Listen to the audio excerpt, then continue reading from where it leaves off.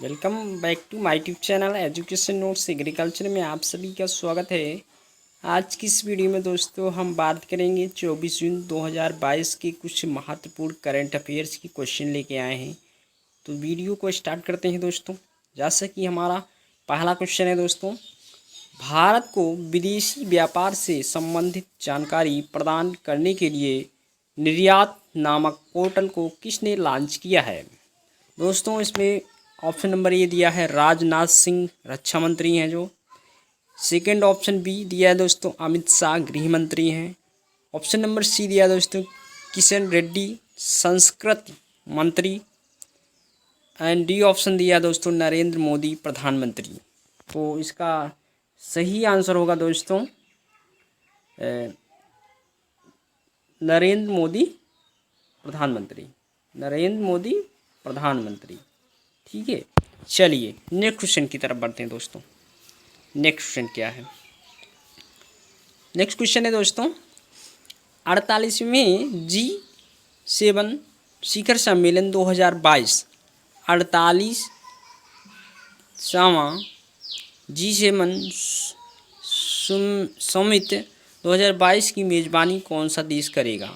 तो दोस्तों इसमें पहला ऑप्शन दिया है A Canada, option number B दिया है जर्मनी, ऑप्शन नंबर सी दिया है America and option number D है फ्रांस। तो इसका सही आंसर होगा दोस्तों ऑप्शन नंबर बी। क्या होगा दोस्तों? Option number B. ठीक है, चलिए नेक्स्ट क्वेश्चन की तरफ बढ़ते हैं दोस्तों। जो क्वेश्चन आज के हैं दोस्तों बहुत ही महत्वपूर्ण हैं, आपको इंटरेस्टिंग आज की इस वीडियो में है दोस्तों। बात बहुत अच्छी है कि बहुत डेली अच्छे क्वेश्चन हैं, चुनिंदे क्वेश्चंस हैं दोस्तों, आप ज़रूर इसको पढ़ना। चलिए आगे बढ़ते हैं।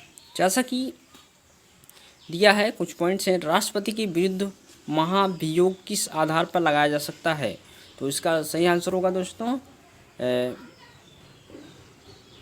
संविधान का अतिक्रमण करने का पर, संविधान का अतिक्रमण पर। नेक्स्ट पॉइंट है दोस्तों, प्रसिद्ध नाटक नील दर्पण के लेखक थे दीनबंधु मित्र। कौन थे दोस्तों? दीनबंधु मित्र। ठीक है, चलिए नेक्स्ट पॉइंट की तरफ बढ़ते हैं दोस्तों। फोटोग्राफी में पिक्चर के रूप में प्रयोग होता है। फोटोग्राफी में पिक्चर के रूप में प्रयोग होता है तो दोस्तों क्या प्रयोग होता है? Sodium thiosulphate. क्या दोस्तों? Sodium thiosulphate. ठीक है, नेक्स्ट पॉइंट की तरफ बढ़ते हैं दोस्तों। प्रतिबल और विकृत का अनुपात क्या कहलाता है? प्रतिबल और विकृत का अनुपात क्या कहलाता है? प्रत्यास्थता नियतांक। क्या कहलाता है? प्रत्यास्थता नियतांक। चलिए नेक्स्ट बढ़ते हैं दोस्तों पॉइंट पे। जापान पर परमाणु बम कब गिराया गया था? तो दोस्तों इसका सही आंसर होगा 1945 में। कब गिराया गया था जापान में परमाणु बम? 1945 में। चलिए नेक्स्ट पॉइंट की तरफ बढ़ते हैं दोस्तों। नेक्स्ट है football tournament English premier league 2021/2022, इसको शॉर्ट फॉर्म में EPL 2021/2022 का खिताब किसने जीता? तो इसका सही आंसर होगा दोस्तों Manchester city FC। Manchester city FC। Next point की तरफ बढ़ते हैं दोस्तों। तमिल लिटरेरी गार्डन के लाइफ टाइम अचीवमेंट पुरस्कार 2021, Tamil life time achievement award 2021 से किसे सम्मानित किया गया? तो इसका सही आंसर होगा AR वेंकट चलपति। क्या होगा दोस्तों? AR वेंकट चलपति। चलिए नेक्स्ट क्वेश्चन की तरफ बढ़ते हैं। नेक्स्ट क्वेश्चन है तो दोस्तों ये तीसरा क्वेश्चन है, रामायण सर्किट पर भारत और नेपाल को जोड़ने वाली भारत की पहली पर्यटक ट्रेन कौन सी बनी है? बहुत ही इंपॉर्टेंट क्वेश्चन है दोस्तों। इस वीडियो को ज़रूर से ज़रूर शेयर, लाइक, कमेंट जरूर करना दोस्तों। इसमें पहला ऑप्शन दिया है भारत दर्शन पर्यटक ट्रेन, ऑप्शन नंबर ए है। ऑप्शन नंबर बी स्वर्ण रथ पर्यटक ऑप्शन नंबर बी है स्वर्ण रथ पर्यटक ट्रेन, ऑप्शन नंबर सी है Maharaja express and option number D दिया है दोस्तों भारत गौरव पर्यटक ट्रेन। तो इसका सही आंसर होगा दोस्तों भारत गौरव पर्यटक ट्रेन, ऑप्शन नंबर डी सही है। ठीक है, चलिए नेक्स्ट क्वेश्चन है चौथा क्वेश्चन, विश्व वर्षावन दिवस 2022 वर्ल्ड रेन फॉरेस्ट डे 2022 को कब मनाया गया? उसका सही आंसर होगा दोस्तों 21 जून। कब? 21 जून को। ठीक है, चलिए नेक्स्ट क्वेश्चन की तरफ बढ़ते हैं। दुनिया का सबसे बड़ा सांप पानी का स्टिंगर मछली स्टिंगरी फिश किस देश में खोजी गई? तो इसका सही आंसर होगा दोस्तों पहला ऑप्शन ए दिया है कंबोडिया, ऑप्शन नंबर बी दिया है डेनमार्क, सी ऑप्शन दिया है फिनलैंड एंड डी ऑप्शन दिया है इंडोनेशिया। इसका सही आंसर होगा दोस्तों कंबोडिया, ऑप्शन नंबर ए। क्या दोस्तों? Option number A. ठीक है, ठीक, चलिए आगे बढ़ते हैं। इसमें कुछ पॉइंट्स हैं, डिस्कस करते हैं।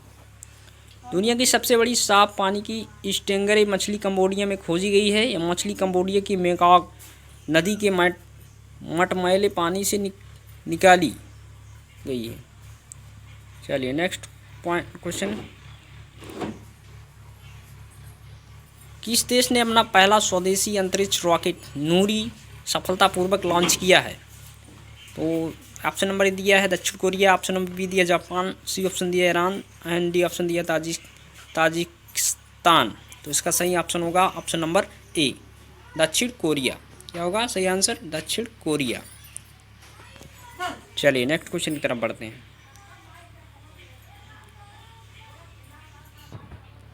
तो federation of international cricketer association की पहली महिला अध्यक्ष बनी।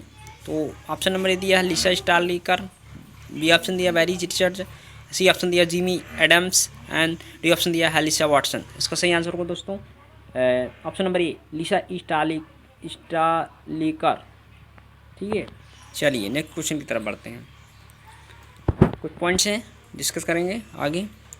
जैसा पहला पॉइंट है भूदान आंदोलन किसने शुरू किया था?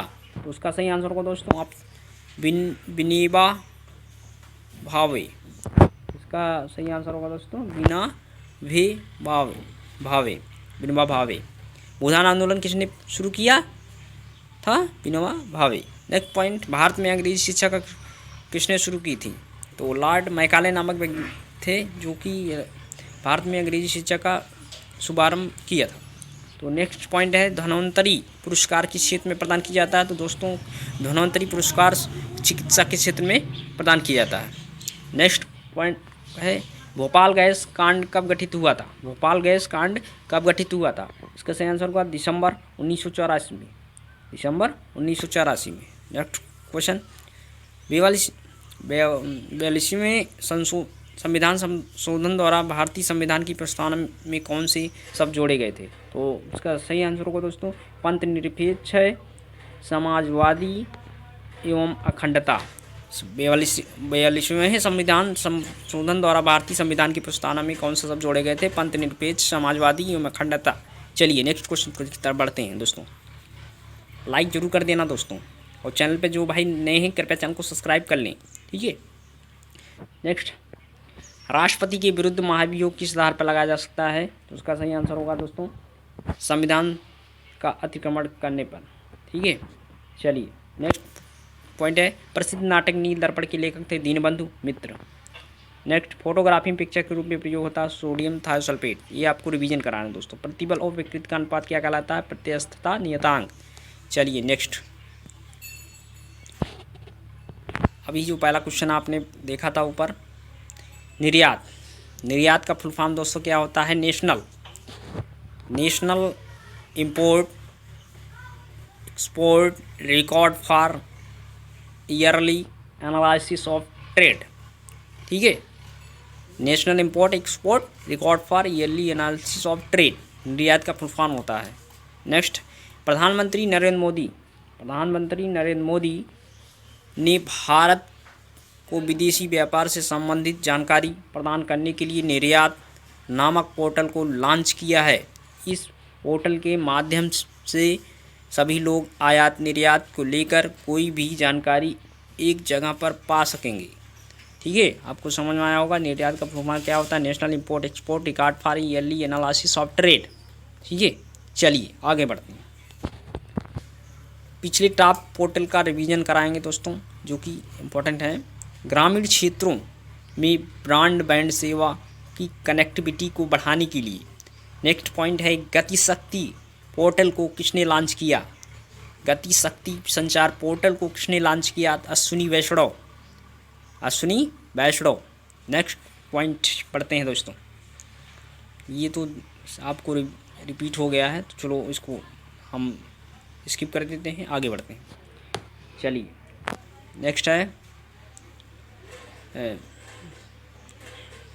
छात्रवृत्ति सहित अन्य माध्यमों से भारत में पढ़ाई कर चुके विदेशी छात्रों के लिए इंडिया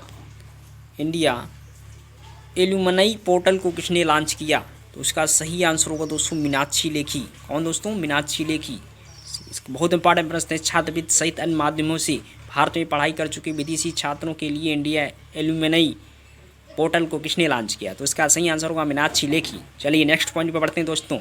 लाइक जरूर कर देना वीडियो को, और जो दोस्त चैनल पर नए हैं कृपया चैनल को सब्सक्राइब कर बेल आइकन को जरूर दबा दें। इसी तरीके से वीडियो आप सबके लिए मिलते रहेंगे। ये बहुत ही इंपॉर्टेंट क्वेश्चन है जीके के दोस्तों। चलिए आगे बढ़ते हैं।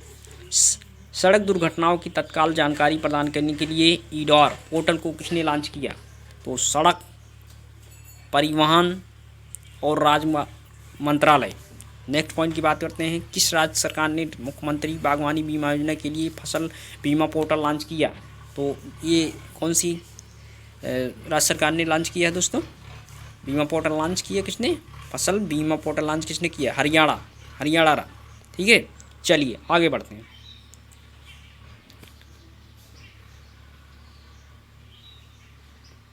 तो दोस्तों कुछ पॉइंट्स हैं, फिर आगे बढ़ते हैं। नेक्स्ट पॉइंट में डिस्कस करेंगे आपसे। चलिए G7 ग्रुप ऑफ 7 से कुछ इंपॉर्टेंट पॉइंट्स हैं, उसके बारे में डिस्कस करेंगे। तो G7 को पहले G6 के रूप में जाना जाता था। 1976 में कनाडा शामिल हुआ, जिसके बाद G7 के रूप में जाना जाता है। चलिए नेक्स्ट पॉइंट की बात करते हैं। G7 के सदस्य कौन कौन से हैं? G7, ठीक है, G7 का मतलब है 7। इसमें लगभग सदस्य हैं दोस्तों, 7 देश हैं। तो आपको बात करते हैं। पहला है फ्रांस है, दूसरा है जर्मनी है, तीसरा इटली है, चौथा यूनाइटेड किंगडम है, एंड पांचवा यूनाइटेड किंगडम को इंग्लैंड या ब्रिटेन भी कहते हैं। ठीक है, और जापान है, नेक्स्ट अमेरिका है दोस्तों, और कनाडा है। ये G7 के सदस्य देश थे दोस्तों। पहला G7 शिखर सम्मेलन कहाँ हुआ था दोस्तों? ये फ्रांस में 1975 ईस्वी में हुआ था। पहला G7 शिखर सम्मेलन कहाँ हुआ था दोस्तों? फ्रांस 1975 में। चलिए नेक्स्ट पॉइंट पे बढ़ते हैं दोस्तों।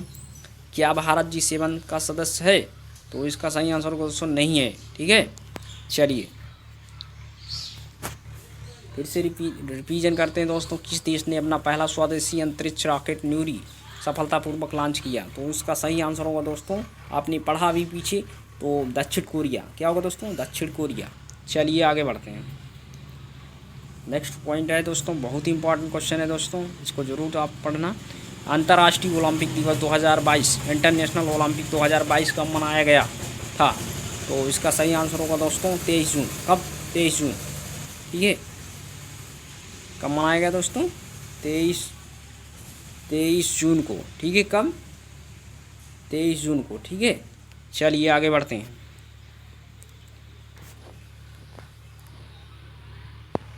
चलो ओलंपिक से जुड़े कुछ टॉप 5 प्रश्न का रिवीजन करेंगे दोस्तों। चलिए पहला पॉइंट है ओलंपिक खेलों की शुरुआत कब हुई थी? ओलंपिक खेलों की शुरुआत कब हुई थी दोस्तों? 6 अप्रैल 1896 ईस्वी में। 6 अप्रैल 1896 ईस्वी में ओलंपिक खेलों की शुरुआत हुई थी दोस्तों। ठीक है, 6 अप्रैल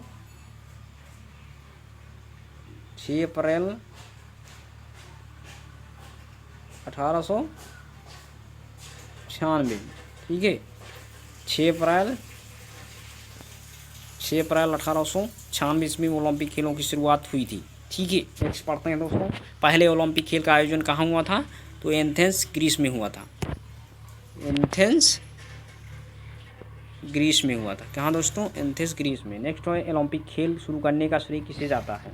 ओलंपिक खेल शुरू करने का श्रेय किसे जाता है? Byron Pierre de Coubertin Byron Pierre de Coubertin के श्रेय जाता है। ठीक है, चलिए next point.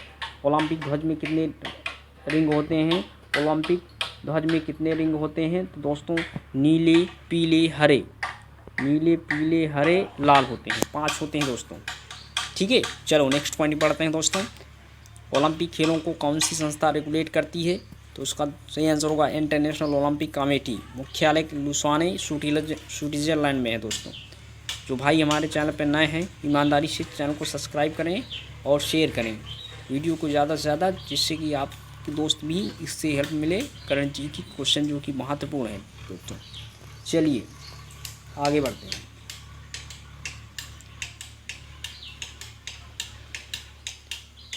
Global skills report 100 से अधिक देशों में 100 मिलियन शिक्षार्थियों के डेटा को आकर्षित करती है, जिन्होंने पिछले वर्ष के दौरान एक नया कौशल विकसित करने के लिए कोर्सेरा का उपयोग किया।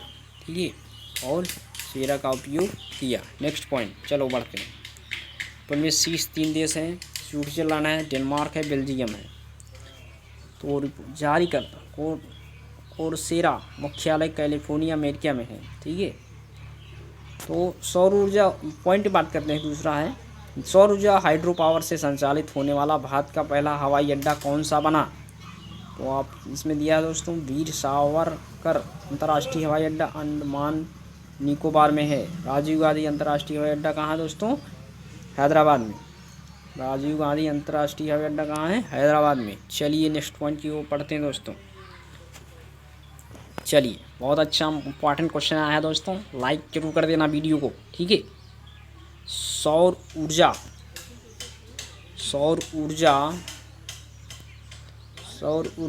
और हाइड्रो पावर से संचालित होने वाला भारत का पहला हवाई अड्डा कौन सा बना?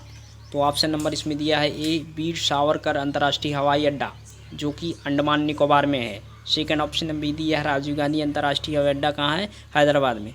ऑप्शन नंबर सी है इंदिरा गांधी अंतर्राष्ट्रीय हवाई अड्डा नई दिल्ली। ऑप्शन नंबर डी दिया छत्रपति शिवाजी महाराज अंतर्राष्ट्रीय हवाई अड्डा मुंबई। तो उसका सही आंसर होगा दोस्तों Indira Gandhi, option number C. Option number C क्या होगा दोस्तों? इंदिरा गांधी अंतर्राष्ट्रीय हवाई अड्डा नई दिल्ली में है। कहाँ है? नई दिल्ली में है। इंदिरा गांधी अंतर्राष्ट्रीय हवाई अड्डा नई दिल्ली में। चलिए नेक्स्ट पॉइंट के बढ़ते हैं क्वेश्चन की तरफ दोस्तों।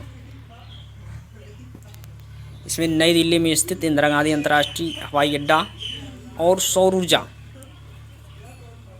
नई दिल्ली में स्थित इंदिरा गांधी अंतर्राष्ट्रीय हवाई अड्डा सौर ऊर्जा और हाइड्रो पावर से संचालित होने वाला भारत का पहला हवाई अड्डा बना। ठीक है, चलिए नेक्स्ट पॉइंट। इंदिरा गांधी अंतर्राष्ट्रीय हवाई अड्डे का यह कदम वर्ष 2030 तक net zero carbon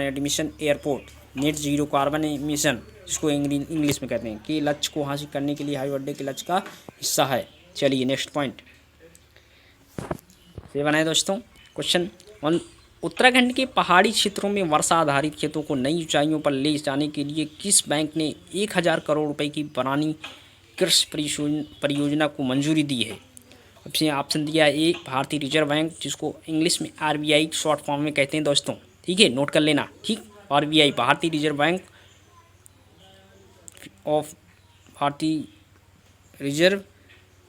bank of India. तो इसका कहाँ मुख्यालय है दोस्तों? मुंबई में। सेकंड ऑप्शन बी दिया है विश्व bank, WB Washington America. Option number C दिया है दोस्तों भारतीय बैंक संघ, IBA मुंबई में। ऑप्शन नंबर डी है दोस्तों एशियाई विकास बैंक, ADB फिलीपींस। तो दोस्तों इसका सही आंसर होगा ऑप्शन नंबर बी। क्या होगा? विश्व बैंक वाशिंगटन, जो कि अमेरिका में है। ठीक है, चलिए नेक्स्ट क्वेश्चन की तरफ बढ़ेंगे दोस्तों। कुछ टॉप भारत का पहला से जुड़े कुछ बढ़िया इंपॉर्टेंट क्वेश्चन है, जो रिवीजन होगा दोस्तों, कर लेना। ठीक है, चलिए स्टार्ट करते हैं। भारत की पहली 100% प्लास्टिक वेस्ट न्यूट्रल करने वाली कंपनी कौन बनी? तो इसका सही आंसर होगा डाबर इंडिया लिमिटेड। क्या दोस्तों? Dabur India limited. भारत की पहली 100% प्लास्टिक वेस्ट न्यूट्रल करने वाली कंपनी कौन बनी है? Dabur India limited. Next point है कार्बन न्यूट्रल खेती के तरीकों को शुरू करने वाला भारत का पहला राज्य कौन सा बना है? तो इसका सही आंसर होगा दोस्तों केरल राज्य। कार्बन न्यूट्रल खेती के तरीकों को करने वाला भारत का पहला राज्य कौन सा बना?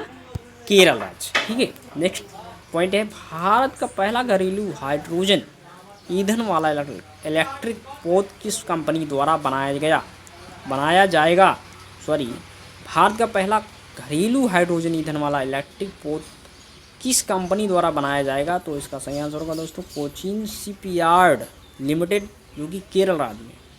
ठीक है, नेक्स्ट कुछ पॉइंट की तरफ बढ़ते हैं दोस्तों। भारत का पहला जैविक कचरे से चलने वाला इलेक्ट्रिक वाहन चार्जिंग स्टेशन कहाँ पर खुला? तो दोस्तों इसका है मुंबई महाराष्ट्र। कहाँ? मुंबई महाराष्ट्र। चलिए नेक्स्ट पॉइंट की तरफ बढ़ते हैं। वर्ल्ड बैंक, जिसको वर्ल्ड बैंक को विश्व बैंक के नाम से जानते हैं दोस्तों, इसकी स्थापना कब हुई थी? जुलाई 1944 में। जुलाई 1944 में। इसका मुख्यालय क्या है? वाशिंगटन डीसी में। ठीक है, चलिए नेक्स्ट पॉइंट की तरफ बढ़ते हैं दोस्तों। तो आप कुछ इम्पोर्टेंट रिवीजन है क्वेश्चन। नववर्ष उत्सव रंगोली बोहाग बिहू महोत्सव के राज्य में मनाया जाता है? आसाम में। कहाँ मनाया जाता है दोस्तों? आसाम में। चलिए ये सब हो चुके हैं, अब ये पॉइंट को डिस्कस करते हैं जो है। ठीक है, चलिए क्वेश्चन डिस्कस करेंगे। उत्तरी पूर्वी उत्सव ईशान मंथन महोत्सव 2022 कहाँ आयोजित हुआ? उत्तर पूर्वी उत्सव ईशान मंथन महोत्सव 2022 कहाँ आयोजित हुआ है? इसका सही आंसर होगा दोस्तों नई दिल्ली में। कहाँ? नई दिल्ली में। नेक्स्ट पॉइंट ट्यूलिप उत्सव 2022, ट्यूलिप उत्सव 2022 या ट्यूलिप फेस्टिवल 2022 का आयोजन कहाँ हुआ था? इसका सही आंसर श्रीनगर जम्मू कश्मीर। श्रीनगर जम्मू कश्मीर। चलिए नेक्स्ट पॉइंट कार्यट्टम थेयम उत्सव किस राज्य में मनाया गया है? तो कालियट्टम थेयम उत्सव किस राज्य में मनाया गया? केरल राज्य में। कहाँ दोस्तों? केरल राज्य में। चलिए नेक्स्ट पॉइंट की बढ़ते हैं। किस मंत्रालय ने राष्ट्रीय बालिका दिवस पर रंगोली उत्सव उमंग आयोजन किया है? तो इसका सही आंसर संस्कृत मंत्रालय। ठीक है, चलिए नेक्स्ट पॉइंट की तरफ बढ़ते हैं दोस्तों। तो दोस्तों ये आपका हो चुका है, कुछ पॉइंट्स इसमें बात कर लेते हैं। ठीक है, दोबारा रिवीजन कर लीजिए आप लोग, जिससे कि याद रहे। भारत को विदेशी व्यापार से संबंधित जानकारी प्रदान करने के लिए निर्यात नामक पोर्टल किसने लॉन्च किया? तो इसका होगा नरेंद्र मोदी, प्रधानमंत्री।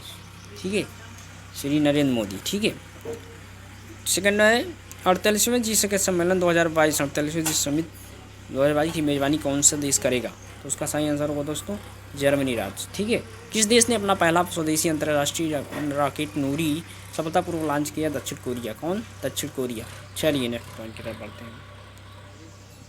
कुछ पॉइंट हैं जो रिवीजन कर लीजिए आप लोग। ठीक है, बहुत अच्छा क्वेश्चन है जो कि इम्पॉर्टेंट है, सभी ऑल एग्जाम के लिए बहुत महत्वपूर्ण है। ठीक है, जो करंट जी के है। ठीक है, अंतर्राष्ट्रीय ओलंपिक दिवस 2022 इंटरनेशनल ओलंपिक 2000 का कब मनाया गया? तो दोस्तों ये 23 जून को मनाया गया। ठीक है, कौरसेरा द्वारा जारी वैश्विक कौशल रिपोर्ट 2022 में भारत किस स्थान पर रहा? 68वें। ठीक है, नेक्स्ट है सौर ऊर्जा और हाइड्रो पावर से संचालित होने वाला भारत का पहला हवाई अड्डा कौन सा बना? इंदिरा गांधी अंतर्राष्ट्रीय हवाई अड्डा, नई दिल्ली। ठीक है, नेक्स्ट अंतर्राष्ट्रीय पहाड़ी क्षेत्रों में वर्षा आधारित खेती को नई ऊंचाइयों पर ले जाने के लिए किस बैंक ने 1000 करोड़ रुपए की बनानी कृषि? ठीक है, चलिए नेक्स्ट है उत्तराखंड के पहाड़ी क्षेत्रों में वर्षा आधारित खेती को नई ऊंचाइयों पर ले जाने के लिए किस बैंक ने 1000 करोड़ की बनानी? ठीक है, नेक्स्ट परियोजना को मंजूरी दी है विश्व बैंक, वाशिंगटन अमेरिका। ठीक है, चलिए केंद्रीय संस्कृति मंत्री जी किशन रेड्डी ने ज्योतिर्मय उत्सव 2022 का शुभारंभ किया है। कहाँ किया है दोस्तों? तो ये नई दिल्ली में किया है। कहाँ? नई दिल्ली में। चलिए नेक्स्ट पॉइंट है तिब्बत पर 8वां विश्व संसद सम्मेलन 2022 कहाँ आयोजित हुआ? Washington America. नेक्स्ट पॉइंट दुनिया की सबसे बड़ी साफ पानी की स्टैंगरे मछली किस देश में खोजी गई है? कंबोडिया में। कहाँ दोस्तों? कंबोडिया में। नेक्स्ट पॉइंट है, केंद्र सरकार ने कब से सिंगल यूज प्लास्टिक पर पूरी तरह से प्रतिबंध लगाने की घोषणा की है? तो 1 जुलाई 2022। नेक्स्ट है, तुर्की, रूस, यूक्रेन और संयुक्त राष्ट्र के बीच अनाज गलियारे के मुद्दे पर बैठक कहाँ आयोजित की गई? इस्तांबुल, तुर्की में। राष्ट्रीय महिला, नेक्स्ट है पॉइंट, राष्ट्रीय महिला आयोग ने सी चेंज मेकर, ठीक है। चलिए नेक्स्ट पॉइंट्स,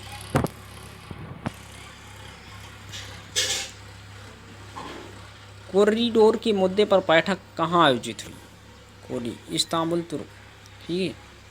अब नेक्स्ट पॉइंट की बात करेंगे दोस्तों, रिस्पॉन्सिव गवर्नेंस कार्यशाला का आयोजन यहाँ किया गया, धर्मशाला, HP, हिमाचल प्रदेश।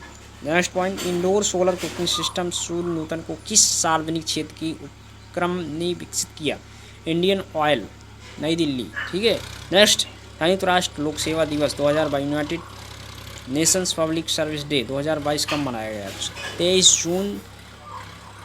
इसकी थीम है दोस्तों, building back better from covid, enhancing innovative partnerships, ठीक है। चलिए नेक्स्ट, ये हो चुका है दोस्तों, दोबारा आपसे रिपीट हो गया था तो इसको आप लोग पढ़ लेना, ठीक है। चलते हैं आगे बढ़ते हैं। ये आपका ये भी रिवीजन हो चुका है, ठीक है, ये भी आपका रिवीजन हो चुका है, आप इसको ज़रूर पढ़ लेना, ये भी रिवीजन हो चुका है। तो आपको अगर ये वीडियो अच्छा लगा हो तो दोस्तों